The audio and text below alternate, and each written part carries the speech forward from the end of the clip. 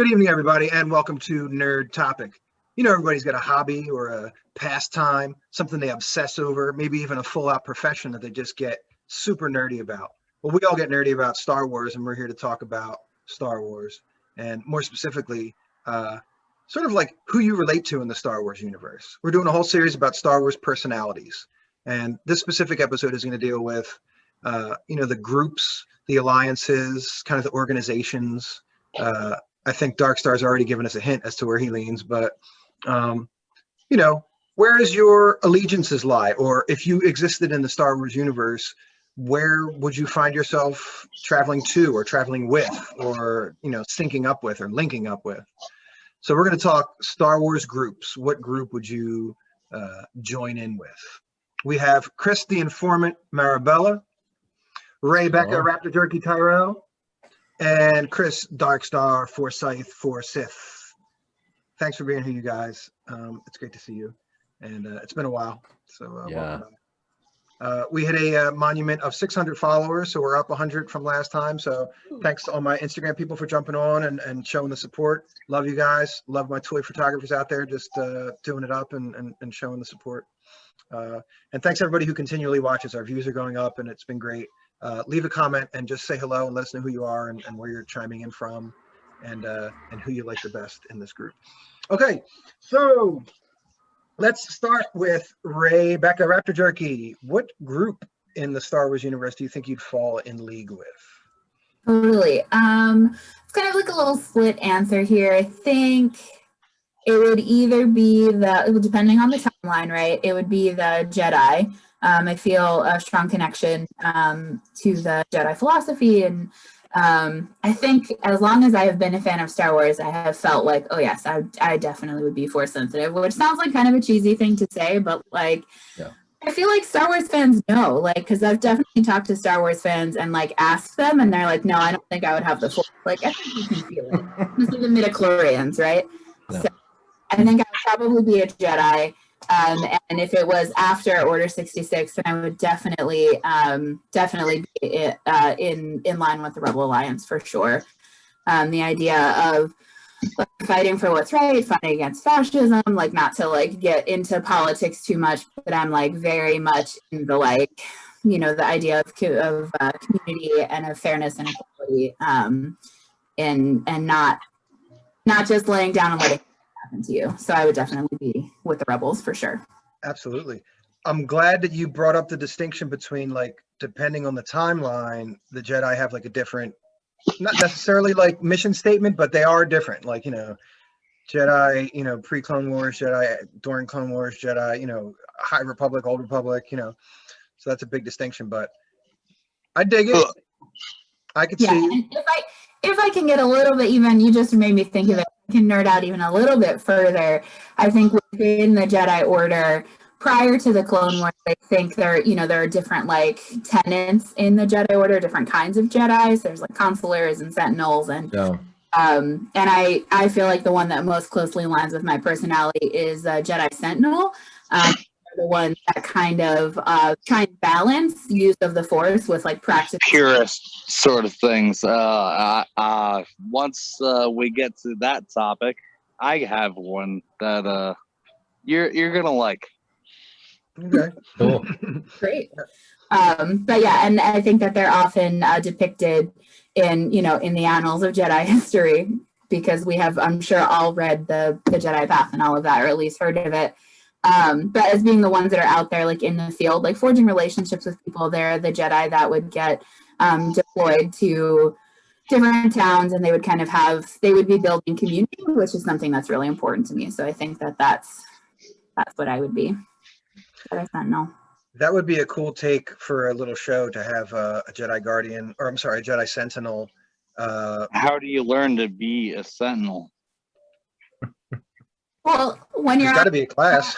at the temple, they they train you up, and then you can kind of pick your own focus and concentration. So you would just use your concentration. Yeah, but that's the path you choose, as a Jedi. You're never gonna go any further than just being a keeper of the Jedi Temple. Well, I wonder if the Academy. I'm sorry, I stepped over you, Becca. Go for it. No, I was gonna say I don't know if that's necessarily true, because I think that you could still like rise to a seat on the Jedi Council as a Jedi Sentinel, like, and not like the Temple Guards aren't necessary. It's not like a career path where like you start off doing things and then you like get promoted to be a Temple Guard. Like that's also a rotating speciality. That's why they wear the masks, so you don't know who they are. I like that. I like that. Yeah, you can rotate. You don't like you can just, hey, I'm gonna do this for like a few months, like something like that. Like, Well, I wonder what it's really like. Yeah, I mean, what it's really like, because if you think about it, they're like the one thing in the Jedi Path about the lightsaber styles. I don't know if it's in the Jedi Path or if it's in the Sith book about how like you can't. Very few of the Jedis or the Sith, for that matter, learned all of the styles. I think like Mace Windu knew all the styles, or yeah, right. I think Palpatine knew them all too. But you do have to like, it wouldn't be interesting if every Jedi could do all of the same powers. Like I'd like that each one has their own little special thing, or a power that is like complete, like Obi-Wan sort of being the first that could like seemingly make his Force Ghost appear. Right. Or I guess Qui-Gon learned that first and taught it to Obi-Wan. They taught it, yeah. I like the idea of like, because imagine, a Star Trek away team, but it being a Star Wars away team and having 5 Jedi, and they could all do the same thing. Then it's like, well, this isn't it. There's no individuality there. You need to have one that's got this one. So I like the class system in the Jedi. I think it's cool. All right. Good answer. Good answer from Rebecca. Let's move to Chris, the informant Marabella. What group do you think you'd fall in line with, and why? So this is a very unconventional pick, but I see myself in the group of the Ewoks very much. Whoa! Yeah, my dad's a musician, so I have music in my blood. So I would have a blast jamming on Stormtrooper heads. Dude, if we wouldn't get a fucking block right now, I would so play doo doo doo. Yeah, right. The original, not Doo doo doo doo doo. Yeah, right. I'm also Italian. I'm Italian, so I love to cook. I know they like to cook, and I love doing fires too. And man, you're an Ewok, in another yeah, life. They kind of do all that in Endor, but I also relate myself because the Ewoks stood up to battle when they needed to, and I find myself doing that in my life. Like, I stand up in my employment and stuff, like when I need to, and I stand up to just get a promotion or raise higher in the film industry when I need to. So I'm kind of like that, where I stay out of drama and I stay out of like most stuff like that, but when I need to step up, I will. Mm-hmm. They kind of like they do, like they just they're not really involved with the war at all or anything, and they step up to the occasion when they need to at the end of Jedi. Nice. Unlikely group. Yeah. That was a deep cut. I didn't see that coming. Yeah, I wanted to go unconventional. So. Yeah. Are the Ewoks cannibals though? Were they really going to eat Han Solo? Well, I mean, they're different species, so I don't know if you count that cannibalism. I don't know point. if they ever ate their own species. Yeah, they might not be. Yeah, they might. Okay. It's interspecies, whatever that would. Yeah. Yeah. I don't know. That would be. That would start the COVID-19 of the Star Wars world. If an Ewok Yeah. ate an Ewok. Right. Of course, at that point, right? Yeah. Nice. There's a Star Wars 4-pack or 5-pack. It's like one of those like combo toy sets. It's about that big, and they're all in there, and they're the most like colorful. Like one's got a pink hood. Oh wow. The other one's just that classic doctor with like the witch doctor with like the tan and light brown. No. He's got that crest.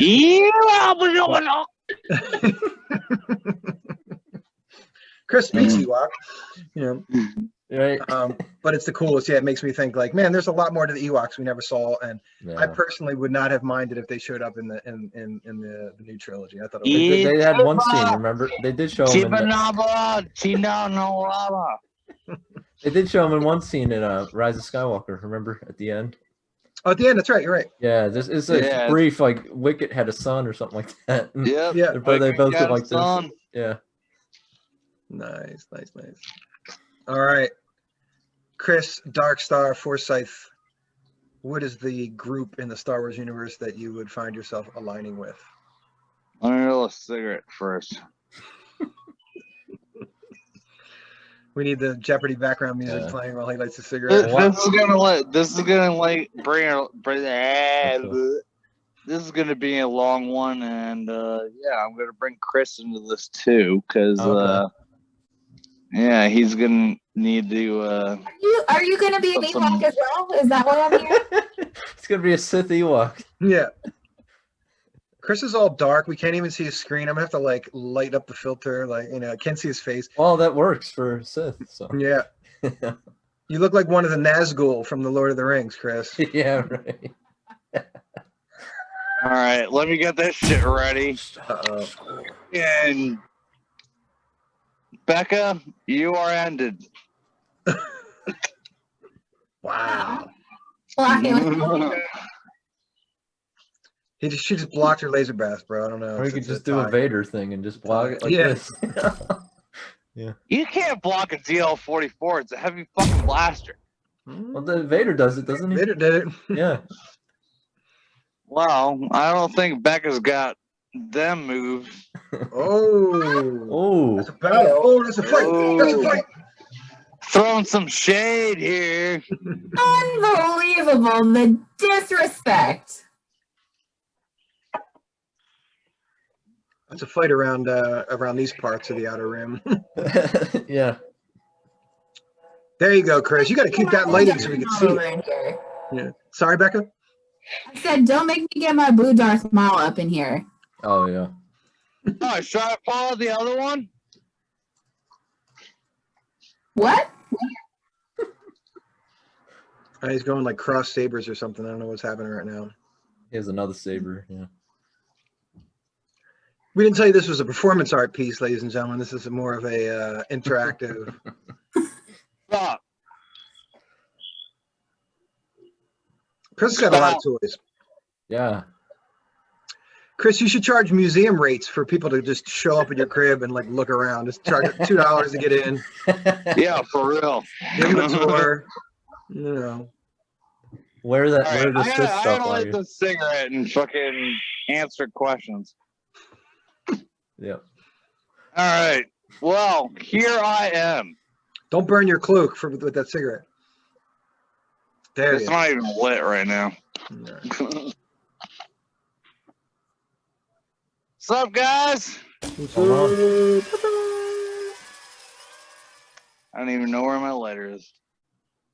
All right, I'm going to give my answer while Chris is getting ready. Yeah, go ahead. His Grogu timer is well run out. Oh my God, right, that's right. Excuse me, can you get your shit together?